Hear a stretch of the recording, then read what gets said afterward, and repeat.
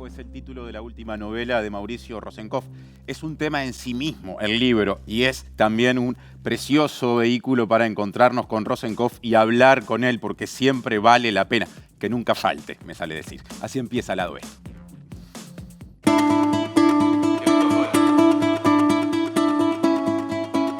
Mis viejos judíos de un pueblito Belzic, en Polonia. Y bueno, una familia tocada por la tragedia del Holocausto. Porque aunque el viejo a mi hermano y a mí sentaba y cruzaba las piernas y nos leía pasajes de la Biblia, como nunca aprendí el idioma del viejo, el viejo no manejaba mucho el mío.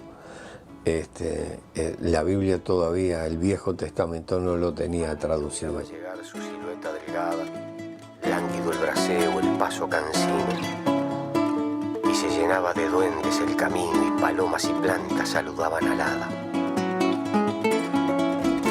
Aquí estamos, empezando el Lado B de hoy y con Mauricio Rosenkopf ya en los estudios para hablar de los silencios del viejo, pero también de muchas cosas más.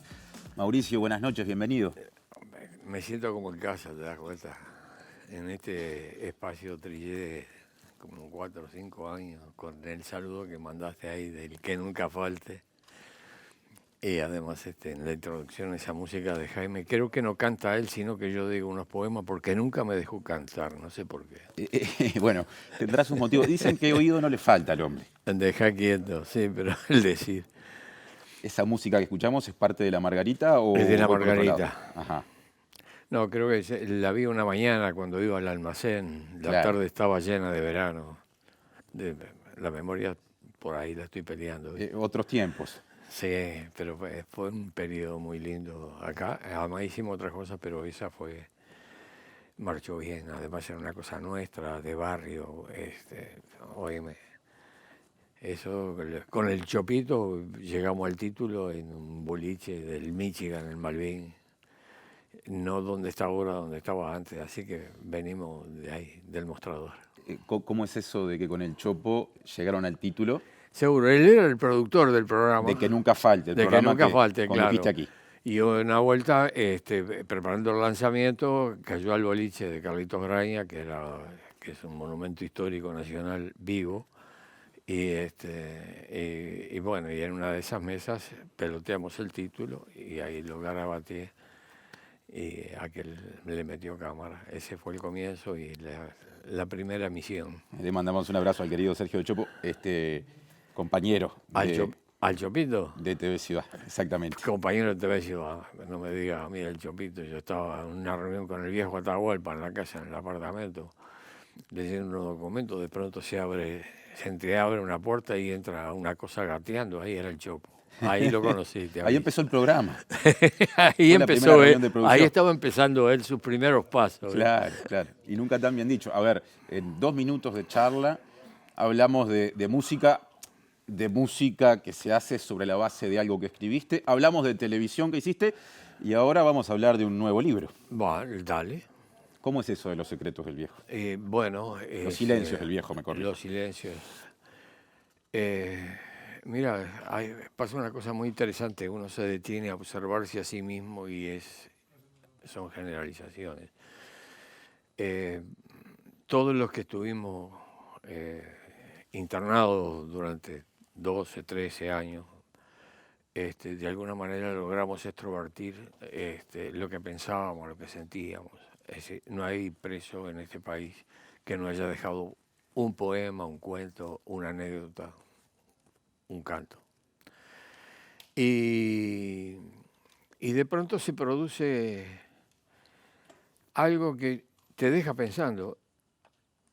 Detrás de nosotros estaba la familia. Yo cuento siempre que hicimos, o contábamos con el Niato, con el Pepe, que hicimos la vuelta del Uruguay en un calabozo. Pero ellos hicieron la vuelta del Uruguay atrás de un calabozo. Entonces ahí comienza la historia con 2 cosas.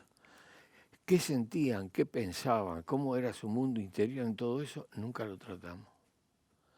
Y de alguna manera había algo en mí que buscaba la respuesta. Entonces quedaban anécdotas, situaciones más o menos prendidas. Y de pronto se produce un hecho que actúa como catalizador. Todas esas cosas que están sueltas, frases, anécdotas, historias, infancia, todo, y de pronto se aglutina y entonces tenés lo que te queda es sentarte en la Olivetti y entrar a teclear. Fíjate, la novela empieza con el viejo que llega a la estación central, una chismosa, las manzanas reinetas verdes que duran más, pero nunca nos llegaron, Sí.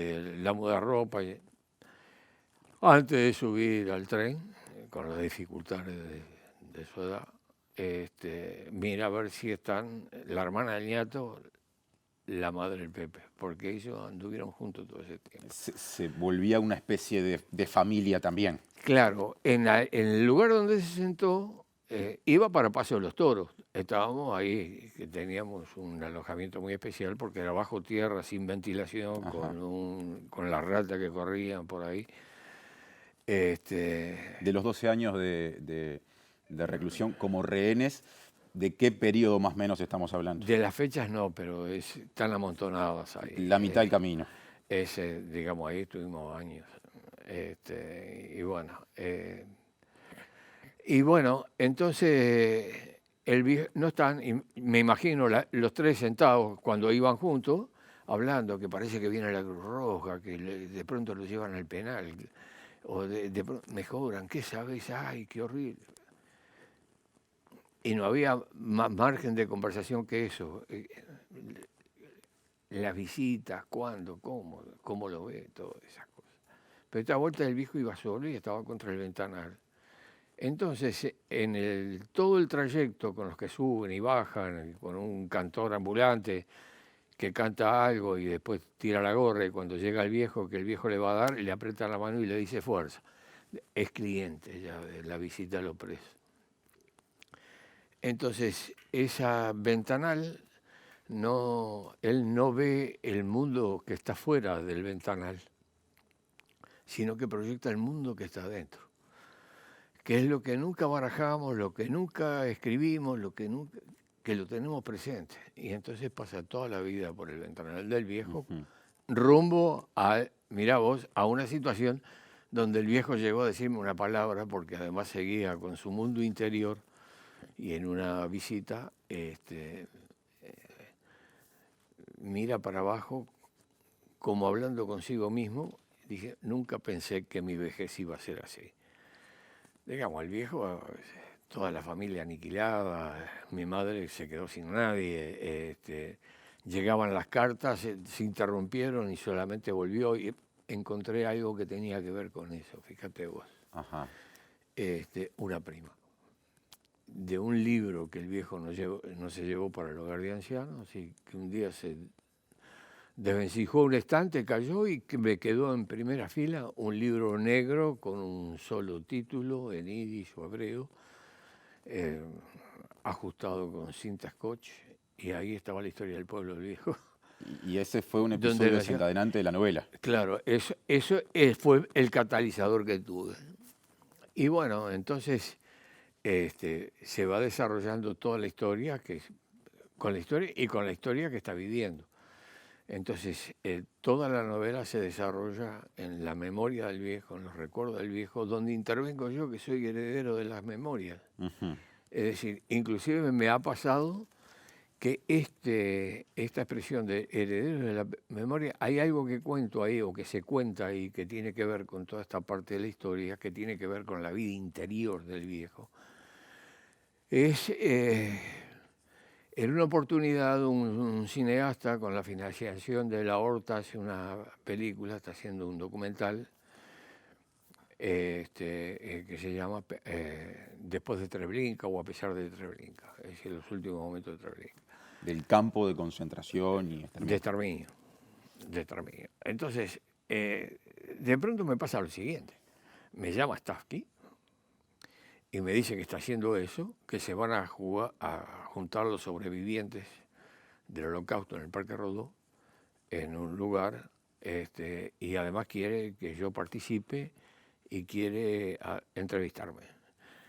Entonces le digo que, mirá, los padecimientos de los que se van a reunir y mi historia no. Entonces, pero tras cartón, todos los sobrevivientes me hacen una carta con unos dibujos con color bien presentado, diciéndome que no, que tengo que estar porque yo soy receptor de la memoria. Habían leído las cartas que no llegaron. Y llegamos ahí, y en una de las avenidas con palmeras y el murito de ladrillo rojo, y se ve Playa Ramírez, que es la de mi infancia,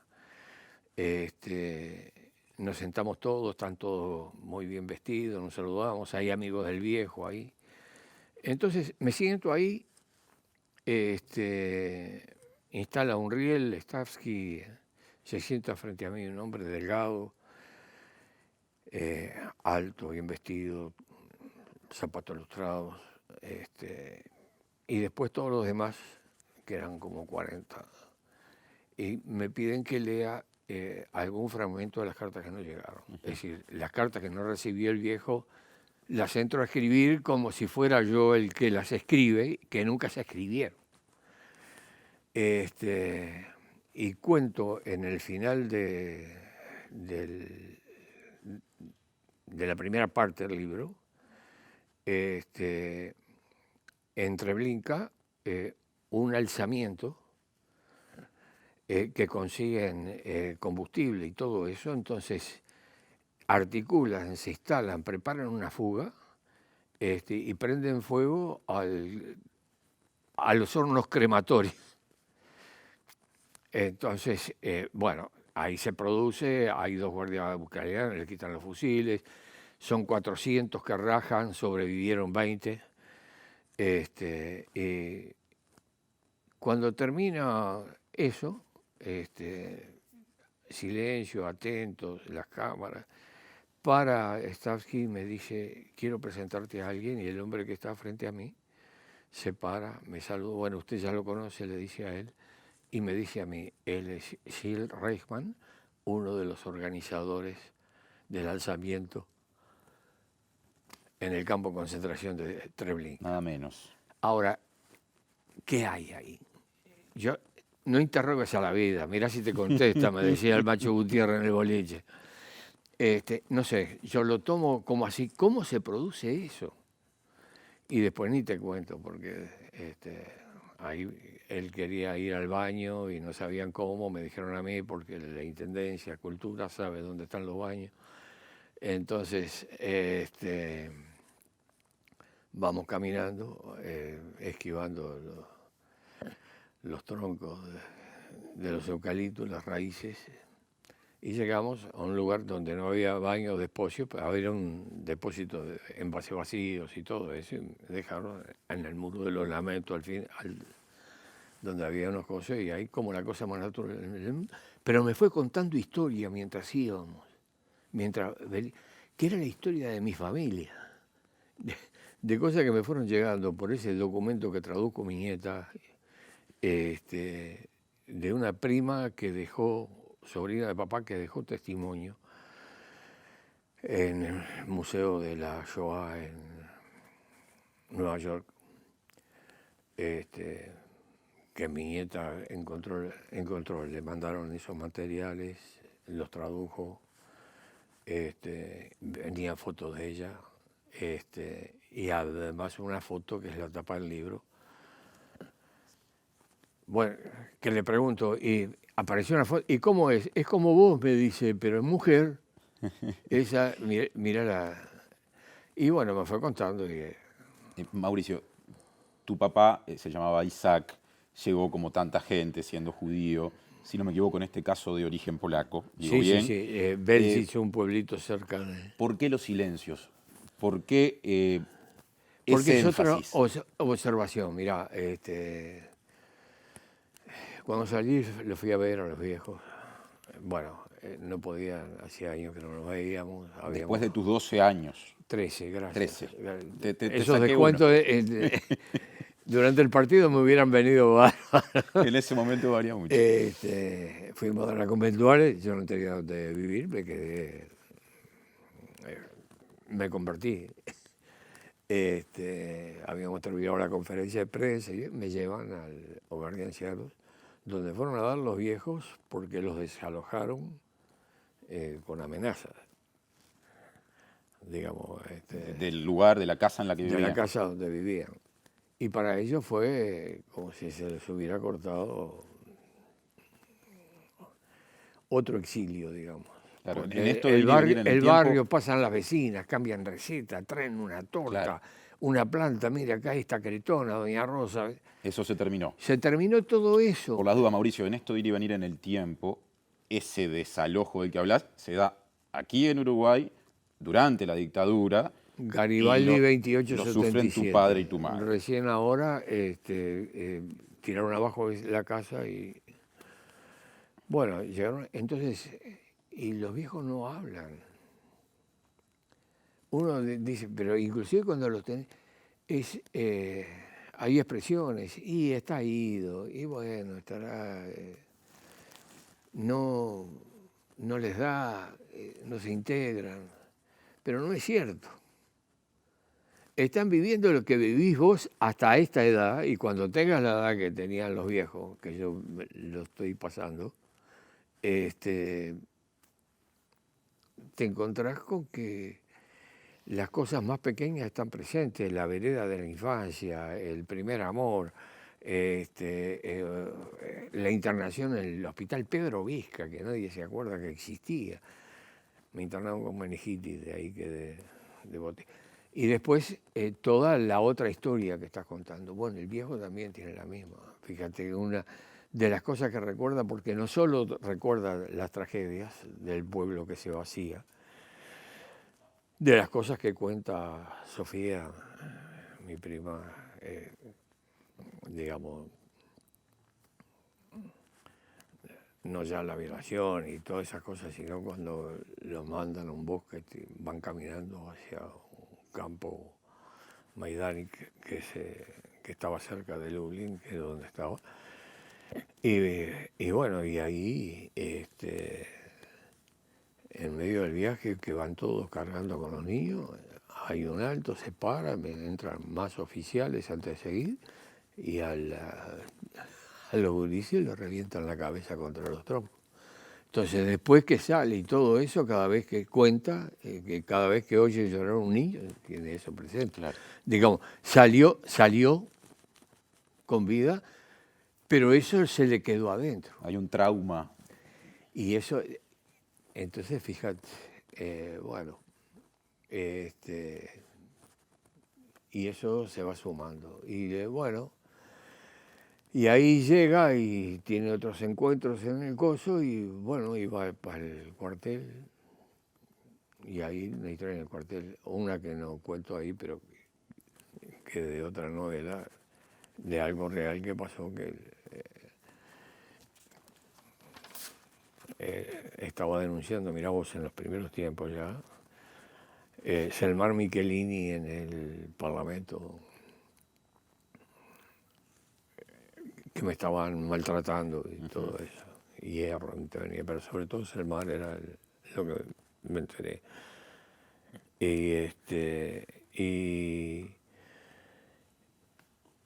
Y bueno, me atendía a Gabazo, en vivo y en directo. Por decirlo de alguna manera. Y pero las denuncié, hicieron que tenían que verme. Entonces hicieron una visita con el viejo. Me sacaron de ahí, me sacaron de la capucha, llegué delante de él, me sentaron, había 4 perros, milico armado de guerra, oficiales. Entra el viejo y le dice, estoy en una mesa, sentado. Me dice, bueno, acá está su hijo, tiene 10 minutos. El viejo me mira la guardia, mira los perros, las paredes, todo eso, me vuelve a mirar a mí. ¿Dónde está mi hijo? Ese no es mi hijo.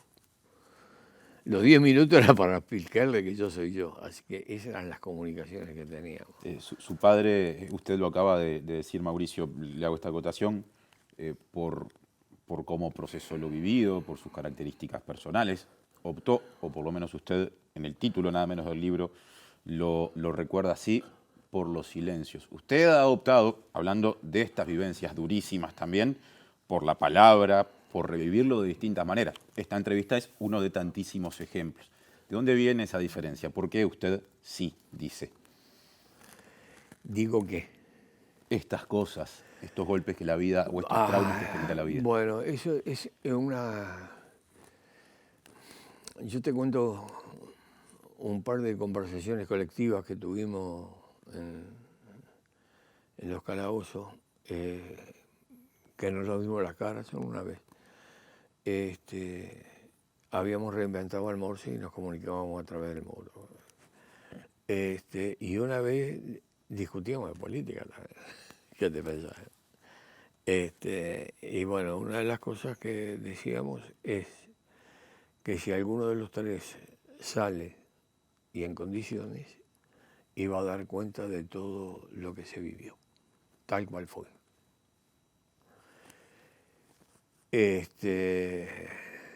Bueno, a los 10 días de haber salido, 10, 15 días que venía gente de todos lados, que atendíamos en conventuales y todo, acordamos con el Pepe, él se queda, el nieto y yo nos vamos para las Tocas, la casita de mis viejos se intitula, y ahí en 15 días escribimos Memoria del Calabozo.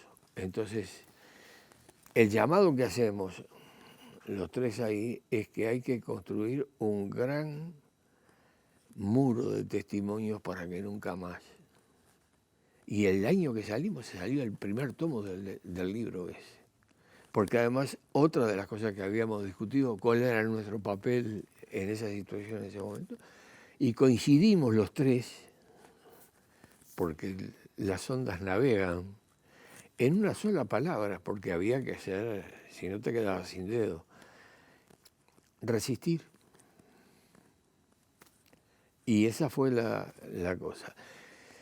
Y el viejo vivió toda su vida, y la vieja ni que hablar. Cuando llegó carta en la noticia de que había un sobreviviente de parte del viejo, y llegó esa carta, que era una carta que venía de Francia, de una organización que los juntaba a los sobrevivientes con los datos de la familia, ahí aparece la reacción de la vieja cuando lee la carta al viejo que nos junta a los tres, que es lo que quedamos en unos banquitos que había hecho en la construcción, que vivía con nosotros Ramón Lescano, unos banquitos materos, y lee la carta y que apareció eso. Y mi vieja lo único que dice, cuando termina, y para mí, no dice nada. Entonces, nada, por el lado de la vieja, nada. Y bueno, es toda una misma historia, digamos, y lo que hay que dejarla, porque las cosas que decís quedan por ahí, pero cuando las fijás, trata de no tener falta de ortografía, eso es secundario, trata de decirlo bien, pero el muro de la memoria tiene que estar, y está escrito y se está escribiendo, y eso es simplemente para que nunca más. Los silencios del viejo nace de un episodio que podría definirse como casual o no, ya lo contó Rosenkopf aquí, y tiene una foto en tapa de la que Rosenkopf nos va a contar algo a continuación. ¿Cómo es eso? Yo viví con esa foto en la pared toda la vida, la tenía el viejo en su taller, desastre, colgada, la heredé, la tengo ahí, y cuando la sobreviviente toma contacto con esa foto, porque el viejo la encuentra, hija de su hermana, termina su exposición viendo esa foto que es de un taller de sastrería de Lublin. Hay como 10 personas que trabajan todos ahí. Le cuento que detrás suyo la estamos viendo bien grande, así que la gente tiene esa referencia mientras usted va describiendo. Bueno, entonces, al final de fijar su testimonio para el museo, le preguntan si tiene algunas fotos. Esta foto se la llevó el viejo. Ella no recuperó nada. Entonces, cobró vida para mí toda la foto, que estuvo ahí presente toda mi vida, que la tengo, que está en el libro, y ella con el dedo y la cámara la va tomando, dice, bueno, este es mi padre, este es mi primo tal, no sobrevivió, no sobrevivió. Todos tenían un segundo apellido, no sobrevivió. Y ella se acuerda que era una niña de 4 años cuando entraba a ese taller. Era en Lublin. Y cuando llega el viejo, bueno, aparece una piba preciosa que está cosiendo atrás del viejo, que ella dice, es mi tía, no sobrevivió. Claro, era hermana de papá, era tía mía. Y cuando llega el viejo que está al frente cosiendo, dice, y él es mi tío Isaac, que no sé si está vivo, que vive en Montevideo, Uruguay. Aclara el país, el dato que conservó que le permitió tomar contacto. Esa es la historia de la foto que está ahí y bueno, y estoy y vivo con ellos. Mientras iba dando los detalles, ahí a la izquierda justamente veíamos la foto, la máquina de coser, la gente reunida. La Singer, Sauro. Todo lo que usted detalló. Y había primos entre ellos, dice, los nombres, no sobrevivió. Era Recién nos habló de... con sí. eso vivió el viejo, que además pateaba con la izquierda, que él era del Sindicato Único de la Aguja, filial UGT, decía, recibía un diario de izquierda, judío en Yiddish, el primer diario, y bueno, esa es la historia, esa la va contando él. Lo que yo recuerdo que recordaría el viejo, inclusive algo que era una anécdota en casa, pero que le da otra fuerza. El viejo es primo de mi madre y tenía una quinta, había un ciruelo donde mi vieja se subía de muchacha, buscaba las maduras y al pie de ese ciruelo el viejo se le declaró. Bueno, digamos, eso también, es decir, los silencios del viejo están llenos de cosas que no hay que interrumpir, porque la vida que están viviendo dentro de ellos es más fuerte que la que están viviendo afuera. O la de afuera en algún momento pasará también a esa categoría de memoria. Recién nos habló, hablando de memoria, de obras anteriores suyas que tuvieron un sentido político. En Los silencios del viejo también se expresa ese sentido. Y claro, sigue siendo la historia del Pepe, el nieto y yo, dando con la familia de arrastras, recorriendo 47 calabozos distintos, tuvimos en ese periplo. Eso que te conté, una vez el viejo en un calabozo, en un descuido, porque te conté la denuncia de Salmar. Sí. Bueno, el viejo me dice, muy bajito, en su media lengua, dice, mataron a Salmar, quedamos muy solos. Entonces, eso forma parte también de la historia. La cuestión política es transversal a su vida, si nos guiamos por todo lo que nos ha contado y sobre todo por cómo lo ha contado. ¿Qué pasa hoy o qué nos dice hoy? ¿Cuál es su vinculación con los sucesos políticos de hoy? Al día de hoy, digo. No, seguro sigo y estoy en actividad y en eso, dentro de las posibilidades, y viendo un panorama con algunas curiosidades. Digo, nunca imaginé un espectro político donde dos referentes muy fuertes quedan diluidos y no asoman por los lugares donde nacieron, que es Wilson, que hace 2 días se conmemoraba su regreso y detención en el puerto de Montevideo, que en medio de todo eso planteó la gobernabilidad, y el viejo Valle, que de alguna manera está detrás de todas las leyes sociales que se fueron generando. Entonces vos ves en este momento una de las cosas que llama la atención, que no está en la prensa, que te llama la atención, ¿dónde están los que se hicieron blancos con ellos, o colorados con ellos, o ballistas con ellos? Oís hablar a Sanguinetti y parece que fuera del comité del honorable directorio del Partido Nacional. Pero además hay muy pocas voces que recogen eso de la gobernabilidad, por ejemplo.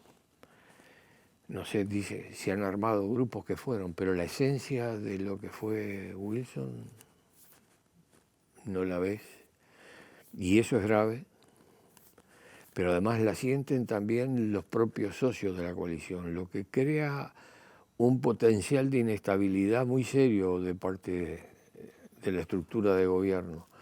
Porque hace 2 años, 1 año y medio, Sanguinetti, en el Correo de los Viernes, en una editorial, pedía una presencia de otra naturaleza con los dirigentes que se junten con el presidente, pero no, eso no, él es napoleónico, digamos, con todo el derecho que los otros reclamen. Y siguen reclamando un tipo de reunión que vas a pedir un entendimiento. Somos la mitad del país, una fuerza política de la mitad del país que propone entendimiento en algunas cosas puntuales. Vamos a hablar de la globalidad de los programas, pero en cosas puntuales. ¿Cómo va a existir eso? O qué difícil que llegue a existir eso, cuando si los miembros de la coalición, Manini lo ha reclamado, Sanguinetti lo ha reclamado, no lo tienen. Esas expresiones ballistas y wilsonistas que usted dice hoy no se expresan en los partidos tradicionales. ¿No lo ves? ¿Las expresa o las canaliza la izquierda organizada en el Frente Amplio? Eso ya es otra historia esa. Yo te diría que una expresión de la gobernabilidad la dio el ministro de Ciudadanos que mandató o conversó con sus representantes de la Junta Departamental apoyar a un proyecto que significaba una masa de dinero que entraba para beneficio de los montevideanos. Usted habla del ministro de Ambiente del Partido Colorado, Adrián Peña. Claro, ese es un gesto. Pero hay otros que fueron wilsonistas y que ahora se mantienen con las banderas, que no tienen una expresión en ese sentido. Es decir, parece que todo su programa político está referido a decir que agarraron las cosas mal, que el otro gobierno tuvo 15 años, y eso les sirvió mucho para la campaña, una campaña y una realidad actual donde los medios son otros partidos, te aviso. ¿Los medios son otros partidos? Son otros partidos, digamos, desaparecen expresiones. Mira, la otra vuelta escuchaba al nieto del Toba, de Gutiérrez Ruiz, que es dirigente de la Juventud en un programa de televisión. Dirigente del Partido Nacional. Del Partido Nacional, de la Juventud del Partido Nacional, donde rectificó una afirmación que alguien había hecho, que era solamente una palabra. No, acá no hubo una dictadura militar, acá hubo una dictadura cívico-militar. Y bueno, porque le duelen prendas. Pero él tiene un abuelo que fue asesinado y la cosa salió de acá. Y había un ministro que era colorado, que era blanco, que les negó los pasaportes a Selmar y al Toba en la Argentina para darle tiempo a esto. Y bueno, a él le rechifló y el Partido Nacional aportó, pero se habrá aportado.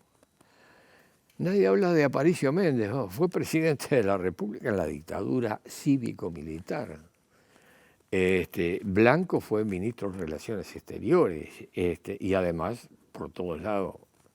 Y ni que hablar de los orígenes de los militares que crearon una logia. El que las crea es el candidato a la presidencia del Partido Nacional,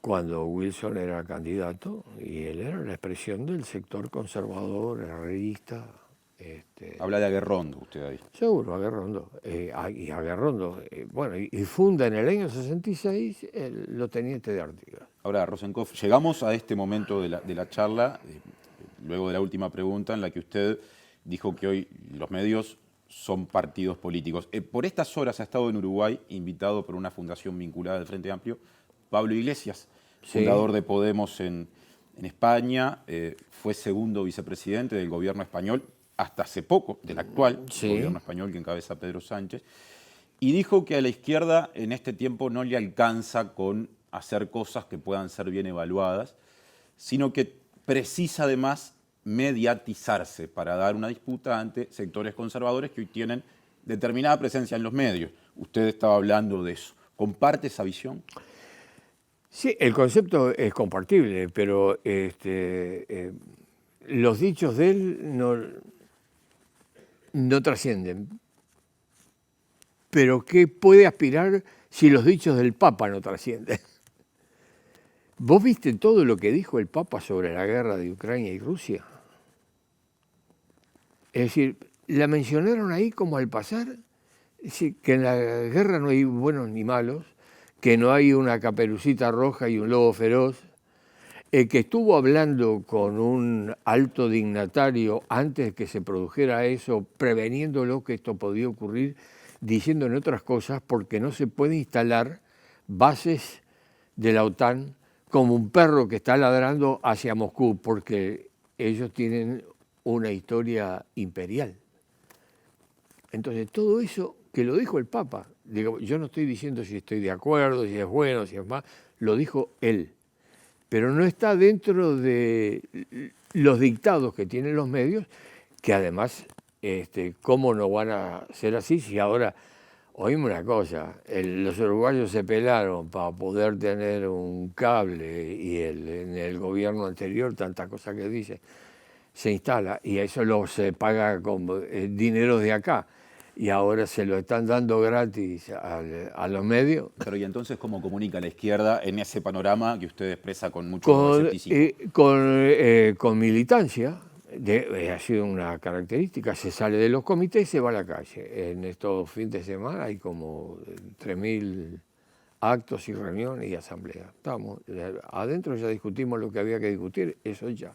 Es hora de hablar con los vecinos y todo eso. Y además alinearse en un Congreso del Pueblo todos los que de alguna manera saben que la vida está más cara, que hay desocupación, que tenemos las dificultades que tenemos, porque eso ya no hay campaña mediática que lo cambie. El que va al supermercado o al almacén del barrio y yo qué sé qué, y ya está pidiendo que se hagan paquetitos más chicos o que vuelva el papel Díaz Traza para empaquetar un cuarto kilo de azúcar y medio kilo de hierba.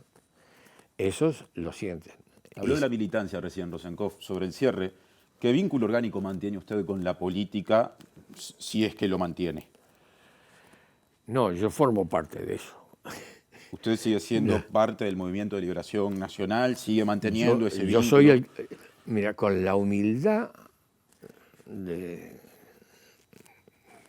bíblica, cuando Moisés se encontró con una zarza ardiendo y quiso saber quién era el otro, le pregunta a esa llama, ¿y usted quién es? Y él le responde con esta humildad, yo soy el que soy. Lo que escribo, lo que hago, lo que digo, lo que discuto, mis encuentros, mis compañeros, y estoy eso, y no necesito estar ni de candidato, ni de reuniones, ni de actos públicos, pero todo lo que hago y digo de alguna manera está alineado a una concepción que rechinó en alguna gente frente a un entrevistado, o una entrevistada, recuerdo sobre todo, que decía que esta historia es entre la oligarquía y el pueblo. ¿Cómo oligarquía? Para un poco. Estamos hablando del hambre, pero estamos hablando de que los ingresos que tiene un sector de la población con la exportación de carne y grano, yo qué sé qué, no saben en qué país colocar sus dineros. Mauricio Así que Rosenkopf. hay oligarquía y pueblo, y entonces hay que darle para adelante. La Olivetti trajo Los Silencios del Viejo, Los Silencios del Viejo nos trajo a Rosenkopf a piso y nosotros le agradecemos por su presencia. Pero Muchas oíme, gracias. a ustedes. Seguiremos en contacto en la continuidad de TV Ciudad. El lunes vuelve MBD Noticias. Vuelve, por supuesto, Lado B. Que tengan un lindo fin de semana. Que pasen bien.